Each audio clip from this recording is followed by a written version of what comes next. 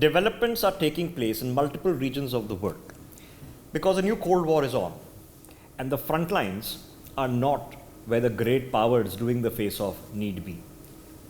Two very interesting developments have happened in the last 24 hours, which beckon conversation and mentioning.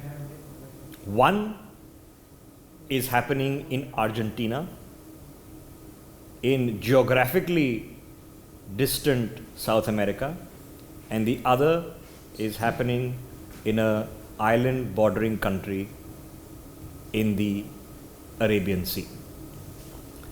Now, let's put some perspectives onto the point of conversation.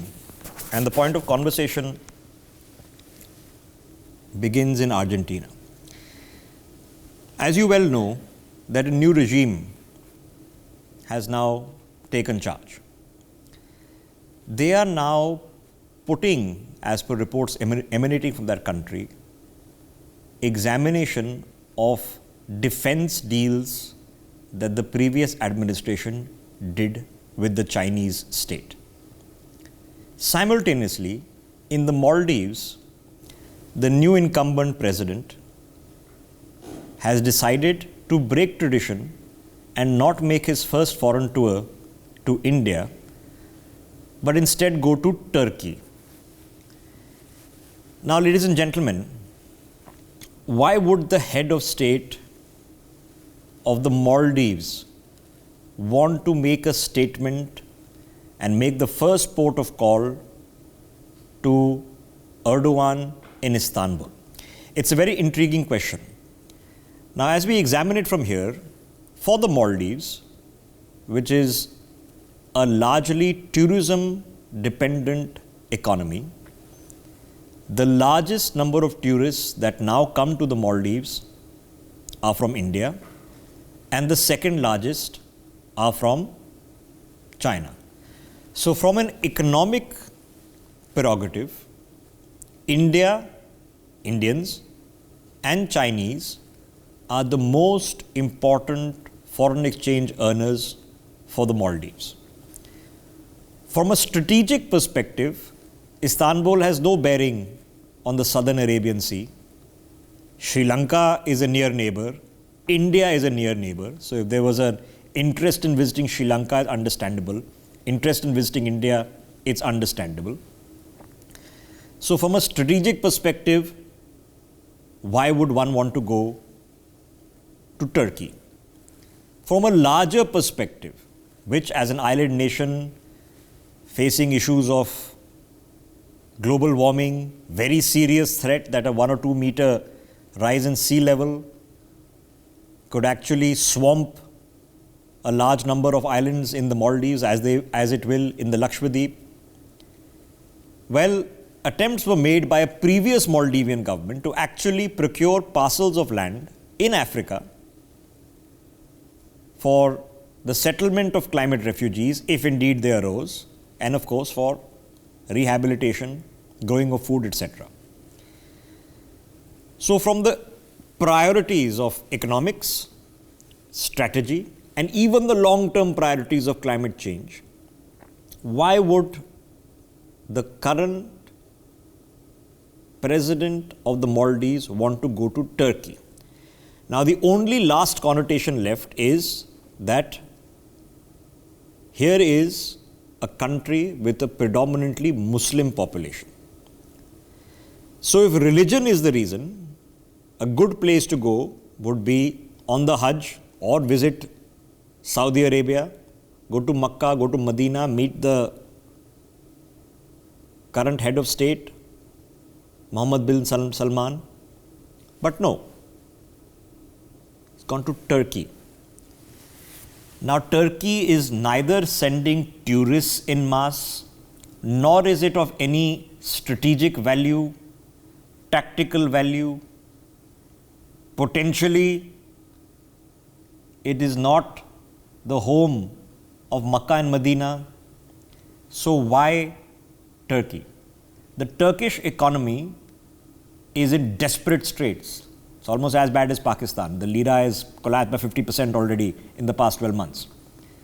So it's not like economic investment and aid is readily going to come from Turkey. So why meet Erdogan? Now, if you've been following NewsX, you know that Erdogan has been trying to do two things. Number one, he considered himself as the recreator of the Islamic Caliphate headquartered in Istanbul. His son, this is documented facts, his son has been involved in ensuring that radical elements, even in places like India, get felicitation, get funding, get networks to operate from. So they see for themselves an Islamic Caliphate. Within this, the second part is the split within the OIC, where you have the Saudis and the Emiratis, and you have the Qataris, the Turks, probably Pakistan, the Saudis more leaning towards I2U2 and building a Middle East corridor to Europe with the Americans, with the Indians, and the Turks firmly aligned in the Chinese Islamic axis. That's where the funding comes from, that's where the bailout comes from, and regardless of their issues with Iran, the Iranians, the Qataris, the Turks seem to be now wedded to this axis. So this has an immediate bearing on India's both near-term, medium-term and long-term security. Let's open up this conversation and get some perspective. Joining us on the broadcast is Major General Dr. Shashi Asthana. Patikrit is with us also. Adit Kothari joining us, and Professor Madhav Nalapat on the broadcast with us as well. Professor Nalapat, now why a certain individual, leader, head of government, head of state would want to visit, where he want to visit, that's up to them. We can only speculate. It can be a women fancy, or generally it's predilected, especially the first visit, with some sort of symbolism. Now on economic grounds, even if he had gone to China, one would have understood. There's a lot of Chinese investment, a lot of Chinese tourists. It makes some sense. We might be unhappy with it, but it makes some sense from the point of view of the Maldives. Why Turkey, sir? Well, you answered the question, Rishabh. The fact of the matter is that Turkey has finally embraced Wahhabism. Just when Saudi Arabia is abandoning Wahhabism, and you have President Erdogan, as you correctly said, with the idea of a modern caliphate, the old caliphate disintegrated. Regrettably, there were people in India who basically supported the movement to restore the caliphate. That was way back 100 years ago. I think that was a strategic error, and it created an impetus for a certain amount of, religious differentiation in India. But having said that, I'd like to say that Turkey is a country which is very firmly under the leadership of an individual who believes that what the future of the Islamic world is Wahhabism. As you correctly said, Mohammed bin Salman and Sheikh Zayed, whether UAE, whether it is the Saudi Arabia, whether it is Oman, whether it is Bahrain, all these other countries are now very clear that you need to have a moderate vision and you need to have modern education. Otherwise, the youth are going to be trained for nothing, frankly. And that transition has been made. Turkey is going backwards, and small wonder that its economy is also going backwards. Now, this is all very bad news for the people of the Maldives. The reality is, as you correctly said, this is likely to generate once again a fresh eruption of violent groups in the Maldives. They were held under check for some years, but if you remember in the past, about a decade or so ago, there were significant numbers of Maldivians going into various extremist organizations. And when you talk about ISIS, there were Maldivian recruits, a small island providing recruits to ISIS and fighting far away. So that is a huge danger. Obviously, that's going to have a very bad effect on tourism. If it's not a welcoming place, why should a tourist go there? and that is going to have a bad effect on the Maldivian economy. So from all these points of view, I think Muizzu is very bad news for the Maldivians, for the Maldivian people themselves. And as you very correctly said, India cannot ignore this because the Maldives is very important strategically to India in terms of its positioning and its location. So you would think India, yes. Forgive the interruption. I would like to just make Finish your thought. and that is that Turkey and Pakistan are linked at the hip and have been so for some time, especially under Erdogan. The relationship between Erdogan and the Pakistan military is very profound.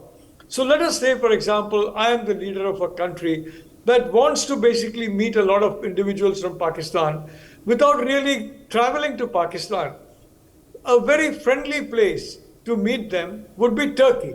So if we check and see who exactly Mr. Muizzu would be meeting while he's in Turkey, I wouldn't be surprised if a very, friendly neighbor to the West, I use the word friendly in ironic sense, obviously, there are individuals there that he's meeting. And I think all this is trying to create bad news for India, but the reality is that this is not going to happen. Yeah. We have got shock absorbers, we are ready, but Muizzu is going to bring trouble to the Maldivian people, and he's already started. Now, on the 31st of July 2023, the United States designated 20 individuals and 29 companies as being operatives and facilitators of terror groups from Iraq, Syria, and the Al-Qaeda and ISIS cells in the Maldives.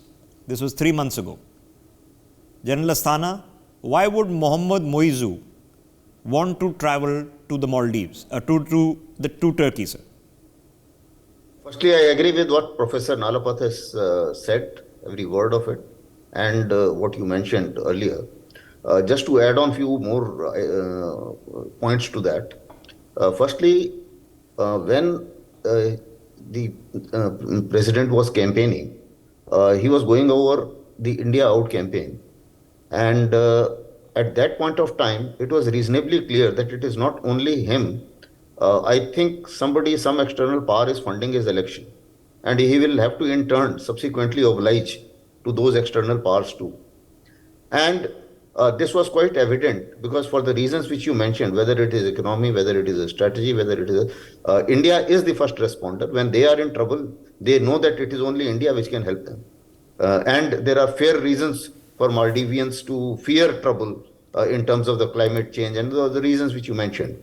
Also, strategically, there is no doubt that bulk of the traffic which moves out from the Gulf of Aden, that is the maritime traffic, that goes between India and Maldives and before getting on to Malacca, and that is the shortest route. And therefore, this is something which is extremely important to us. Now, what has happened is that as far as his preferences are concerned, if people who look for Wahhabi cause, if they have funded his election, in that particular context, as of now, the largest voice in Wahhabism or in radicalization, which is moving around is Erdogan. Because others have moderated for economic reasons and for seeing sense to develop their relationship. And they are also moving from towards tourism, economy, and towards better integration with the rest of the world. So therefore, whether it is a compulsion to oblige or he has some other agendas that we will have to see. Subsequently, he is going to Saudi Arabia, but not at the first time. The first visit earlier used to be to India, but it's not so. Secondly, as far as China is concerned, apparently the China Islamic axis is also picking up weight. Okay. And also with the recent developments which have happened. And if China has its say, anything done by, let's say hypothetically, his election campaign was funded by China, in that case, anything anti-India or anything which subdues or shows India-Maldives relation in poor light is welcome. It serves two purposes. I'm going to read out something very ironical which I was reading earlier in the day. This is a report, ladies and gentlemen, and I say irony because this was a report written in 2014 by the Institute of Strategic Studies in Islamabad. The author of the report is Mahavish Hafiz. And Mahavish Hafiz is writing in 2014, sitting in Islamabad. In recent years, Maldives, a traditionally Sunni and moderate society, has increasingly radicalized. The culture of Maldives is being Arabized as the traditional bright-colored women clothes are being replaced by headscarves and black robes. Men have started to grow beards and new mosques are springing up, allegedly with the help of foreign funds. Preachers have been advocating a more radical version of Islam on the poorer islands, which are cut off from the media. The rise of Islamic militancy poses an unprecedented threat to the Maldives' image as South Asia's most popular holiday destination. In December 1999, Islamists launched attacks against the regime, arguing that the Millennium celebrations were a plot to spread Christianity.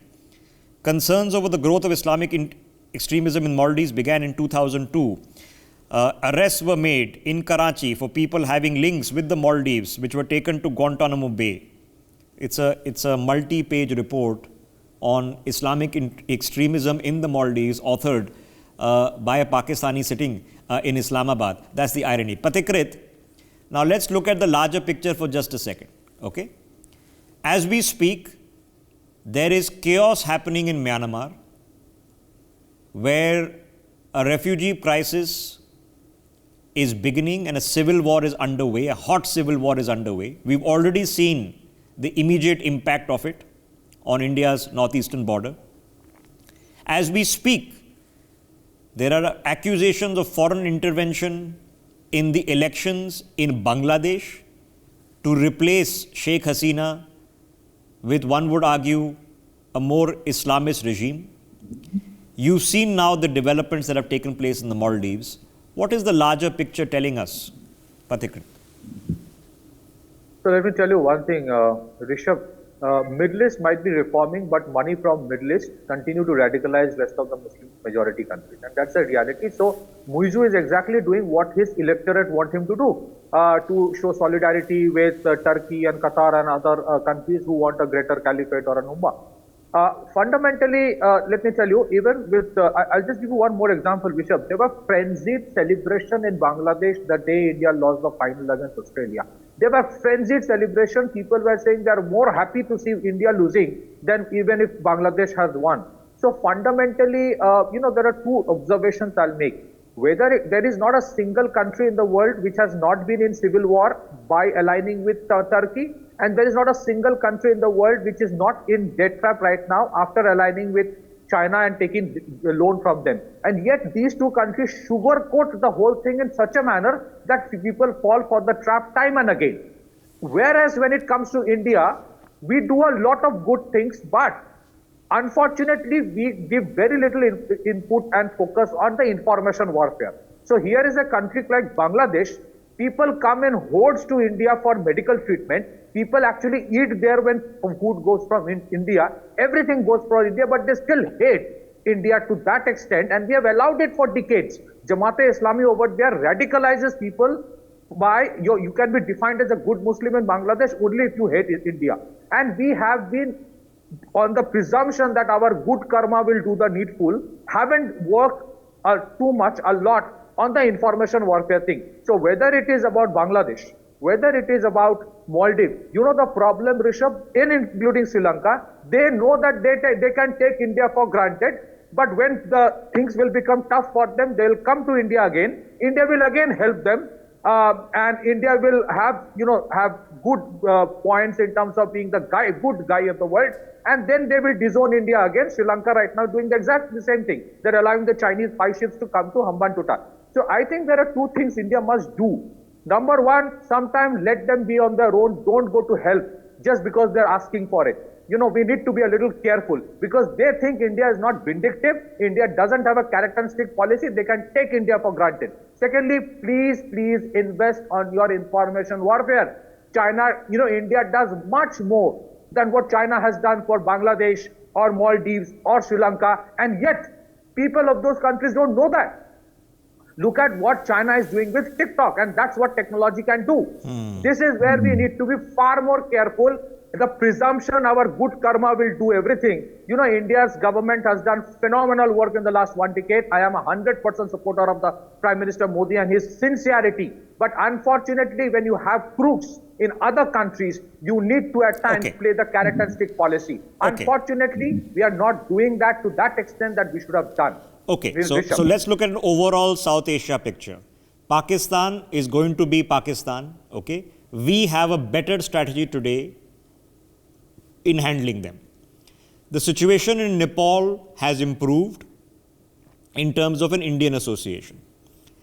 The situation in Myanmar is becoming extremely complex. A civil war has broken out at an extreme level, and we've seen that there are people who already fled across the border to India. So somebody is disrupting, and we know the Chinese have a huge influence there. There are attempts being made to get an anti-India, unfriendly to India regime into Bangladesh. You've seen what's happened in the Maldives. And despite all the efforts we made with the Sri Lankans, for which they've thanked us profusely several times because they've received $4 billion in aid and lines of credit from us, let's face it, there's a lot of Chinese debt still operating there, and large parts of Sri Lanka are now owned by Chinese companies. So that's the South Asia picture. Now let's zoom out a little bit more. You've just seen Xi Jinping meeting with Mahmoud Abbas. Hezbollah has come out and said very openly that we are funded by the Iranians. The allegations from Israel is that even Hamas is funded via Iran. Iran doesn't have the money. They don't have the money. They've just gotten a bailout, and guess who they got the bailout from? The Russians and the Chinese. So if we are saying Iran is funding this, who's funding Iran? And the doors knock on Beijing. Now, when the Belt and Road meeting happened recently, who was there? The Afghan Taliban. So if you zoom out one step further, Adit Kothari, what is this Islamic axis that the Chinese seem to be creating? Thanks for having me. The Islamic axis is pretty much what the Chinese have been playing for a very long time. At home, they will continue to beat up and put their Muslims, the Uyghurs, within concentration camps. Whereas internationally, they will choose to make allies with countries like Pakistan, with Turkey, people who are collective societies who are essentially on a hedonistic tilt. But having said all of that, I don't think we should be so pessimistic about the current changes that are happening in Maldives. I mean, we've seen what has happened in Malaysia, and Mahathir is a living example in front of all of us as to how anti-India, how feral and viciously he was anti-India. And the next government that came into place, put him back in his place as well. Similarly, if we go back to 2013, the Yamin administration, who Muizzu was essentially a part of as well. He was a minister in the Yamin administration. Was essentially, they had a bent of mind which was completely pro-China tilt. When the Soli administration came in, they came in with a lot of promises saying that we're going to undo a lot of the pro-China stances and the debt that the Yamin administration had caused on the collective society of Maldives, which hasn't happened. And as a consequence, the people of Maldives have chosen to essentially out the Solid administration on that one particular criteria. But the second criteria is also the fact that Muizzu essentially raised up the India Out campaign very strongly, and there was a lot of money spent as a consequence. But a change in government in Maldives will not change the geopolitical realities faced by the Maldives. This is where I think India is head and shoulders above all its competition, whether it be China, whether it be Saudi Arabia, or whether it be Turkey. I mean, even without the Indian military presence in Maldives, the Maldivians have to rely on security cooperation when it comes to their own issues between Malé and New Delhi. There was, if we all go back to 1988, when there were 300 mercenaries who essentially came and they took on Malé, and they were essentially creating a lot of ruckus. It was the Indian Operation Cactus which essentially freed Maldives from that particular clutches of the mercenaries. There was nobody else from the world which came down to help them. It was essentially the Indian administration in 1988. And year on year, we have done this again and again. Like Pothikrit mentioned, that the carrot and stick strategy we have not deployed. We have not extracted our geopolitical interest, our strategic interest from Okay. countries and allies that we have gone out to help, Okay. whether it be Sri Lanka, whether it be Maldives. Okay, so let me now add a lens to this picture.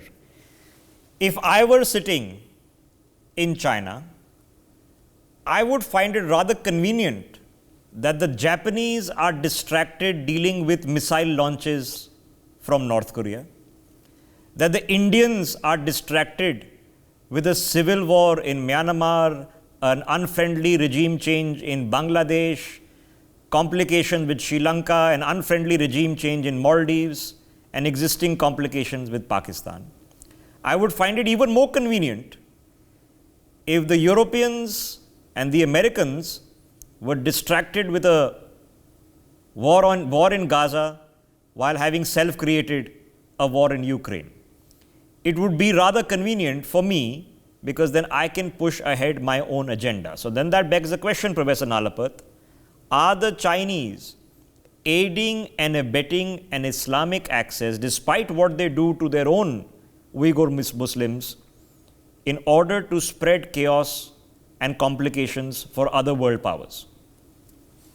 The reality is, Rishabh, that so far as the highest level of the Communist Party of China is concerned, don't be of the view that economic development matters to them as much as political and geopolitical control.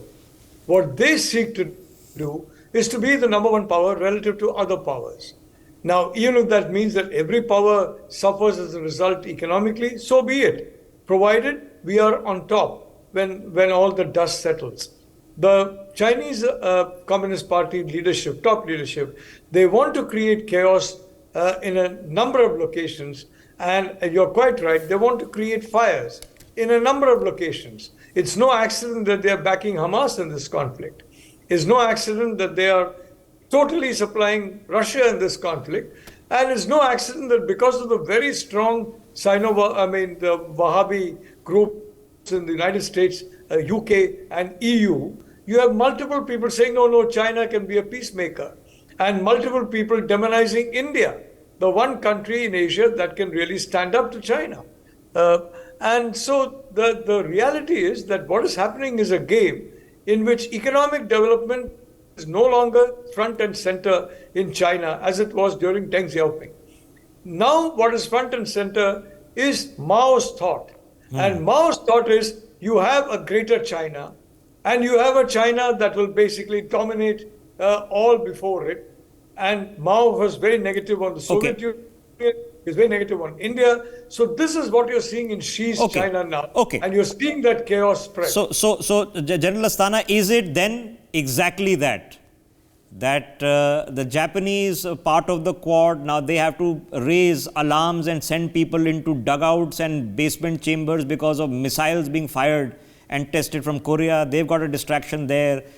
All of Europe and all of the West is distracted elsewhere in Gaza, and you can imagine it will be Lebanon and Syria, and the next crisis will be a confrontation with Iran. It's very predictable, so we can almost see it happening in front of us.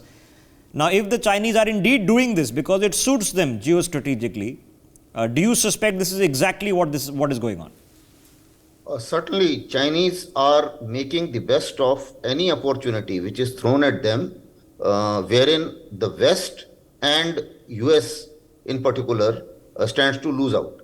Now, while doing so, they don't mind that what is humanitarian, what is not humanitarian, what is morally correct or incorrect, that they don't mind. So when it comes to backing Iran, Qatar, or anybody under the sun, or North Korea or anybody else, they just don't mind that so long it is serving their purpose. Now, it's a very convenient time for them. There is a hatred towards the West, especially United States and Israel, and if they can put some water in the wounds of so-called of this Islamic world, which is quite concerned with the Palestinian issue, they seems to be proving themselves as good boys. So therefore, this is an attempt which they are not trying to capitalize. In addition to all other geopolitical scenarios where they are trying to play their strategy in a manner that is, they can win without fighting.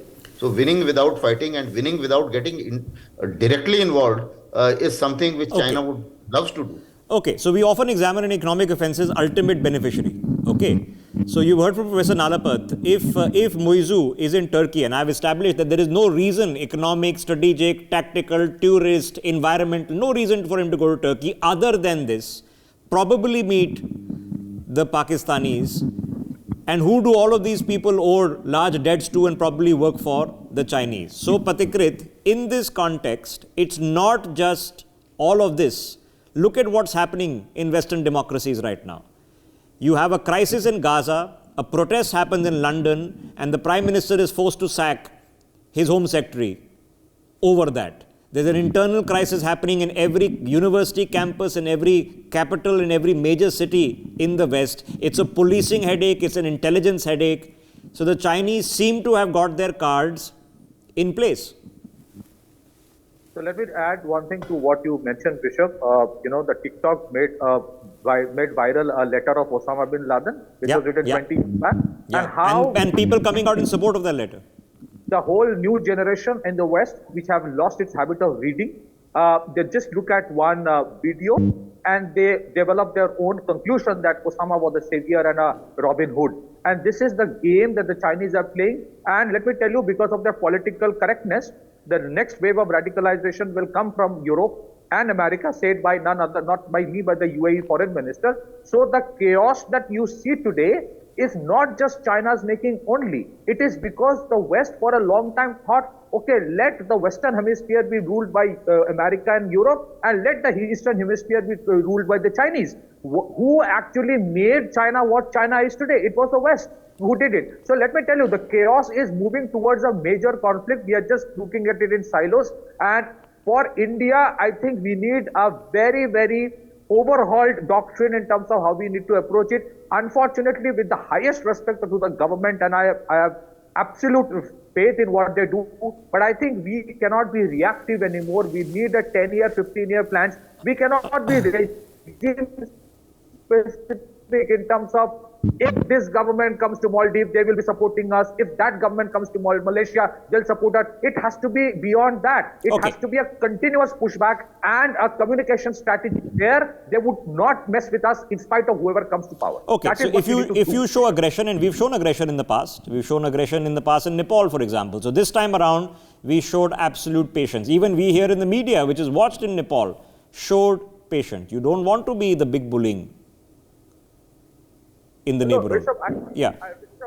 Communication to be very in such a manner that they develop their solidarity with us, not about the yes, bullying. You're right. So despite everything we do, so let me leave the last word with Adit as I've run out of time. Adit, in a larger picture where it seems rather convenient for the Chinese to create problems in the backwaters for everyone else, while at the same time they probably have internal issues as we speak economically and have external ambitions, no doubt, whether that be on the Indo-Tibet border or in Taiwan or in the South China Sea with the Vietnamese, with the Filipinos. We know what's happening over there. So we are well aware. Now that we are aware, forewarned is forearmed. What do we do? I think we should play the same asymmetrical warfare that that China has been playing. China has learned their set of asymmetrical warfare from Pakistan.